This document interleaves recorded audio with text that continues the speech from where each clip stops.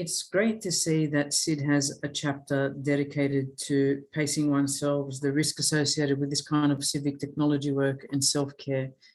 I've often said to pitch students who come into the program, I don't want you to think about selling your house, donating it all to a cause and then trying to make ends meet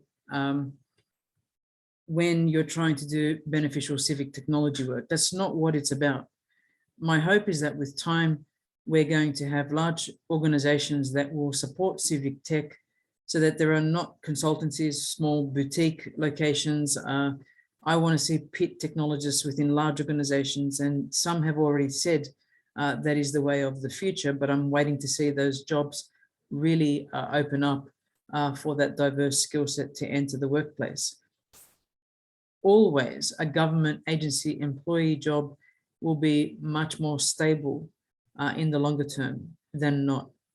But there is this issue of pacing and pacing oneself, knowing that some projects take a very long time to actually see into the future, and that you may well necessarily never see the accomplishment occur in your time of work. What does that mean for you in terms of job satisfaction? But burnout is possible in this new digital realm, without even talking about digital agencies or governments.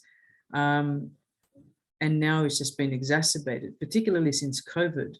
So SID has a top section on logistics burden and how to recognize burnout and overcome it. And then financial risks and planning. She basically says, be astute, don't enter this field with rose-colored glasses, and think about it. She also says that this work requires people to come together, which is one of the reasons why in my classroom, I attempt to build relationships between people. It's a very small, actually, industry for now, and I call it industry with inverted commas, where people who have finished PIT degrees through a variety of universities in the PIT UN, for example, will find each other working for various foundations, varying coding institutes, GitHub, the open data source initiatives, and so forth.